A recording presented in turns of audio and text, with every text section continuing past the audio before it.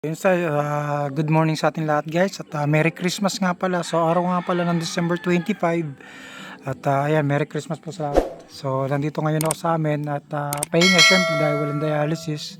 So ayan guys, i-share ko sa inyo guys yung malaking pagbabago sa akin bilang dialysis at paano nabago yung buhay ko as dialysis. So mahirap ba or madali ba?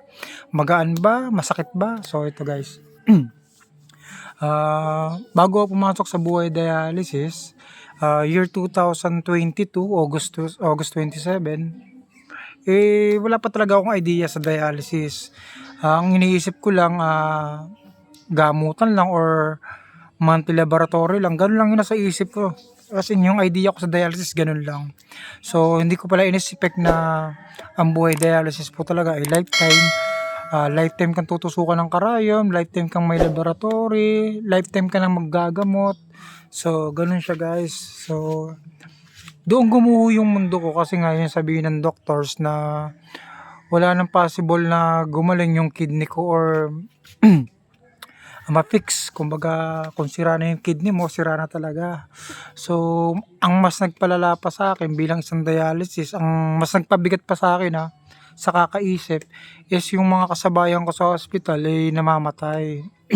So may makakausap ka ngayon dyan, so yung kinabukasan mamamatay na siya, may ganun. So may mga possible daw na talaga ang pasyenteng may dialysis or may kidney problem ay namamatay po talaga dahil nga po sa pagtaas ng kreya, pagtaas ng potassium, pagtaas ng diabetic, pagtaas ng high blood. Iba-iba po yung sintomas. So yung una talaga sobrang hirap.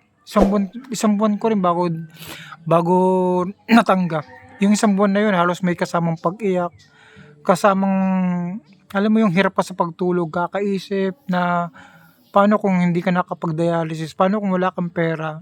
Ito po ayun pa yung mga panahon na may bayad yung dialysis, pero ngayon ang binabayaran lang namin sa dialysis is yung pamasahe, yung laboratory, pati yung pangkain, pati yung mga maintenance, yun na lang ginagastos ko ngayon. So yun, napakahirap. Bakit nagbago? Kasi sa 3 times a day ka nagda-dialysis sa loob ng isang linggo, halos wala na akong oras sa mga anak ko. At bihira na nga lang ako umuwi sa bahay. So ayun yung bahay namin guys. So, yan. Halos hindi ko na nai-enjoy yung Pasko o New Year kasi nga dahil sa dami ng bawal na pagkain. Sobrang daming bawal na pagkain guys.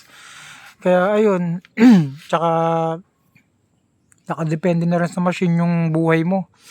Kung hindi ka magpapadialysis, makakaramdam ka ng hirap talaga.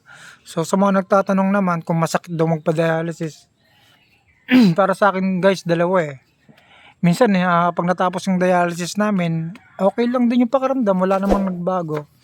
Pero minsan kapag napasobra naman yung hatak or yung paglabas ng tubig, pag-drain ng tubig sa katawan mo, nakakaramdam ka ng hilo, vertigo, pananakit ng batok, pananakit ng ulo lagi. So ayan yung mga nararamdaman ko, pero ang mas masakit para sa akin yung tutusukan ka lagi ng karayom, ito. So ayan, medyo malaki na nga siya. Yan dalawang bilog na yan, diyan pinapasok yung karayom guys. Yung isang karayom lumalabas sa dugo, yung isang karayom ipapasok yung dugong malinis na. So ganun na ganun siya lagi, wala tayong magagawa. So para sa akin guys, mahirap kapag dialysis patient ka na kasi unang-una, marami talagang pagbabago. Pero yung mga pagbabago na yun kailangan mong tanggapin kasi kung hindi malilinis yung dugo mo kahit sa loob ng 2 araw, may pagbabago talaga. So ayan guys, muli nagpapasalamat po talaga ako sa mga sumusuporta ng aking channel, syempre sa mga nagbibigay ng advice at nagpapalakas po ng aking laban sa buhay. So yan, nagpapasalamat po guys. At sana wag niyo po sana akong kalimutang i-subscribe at i-share yung ating mga video guys kung nakatulong po sa inyo guys.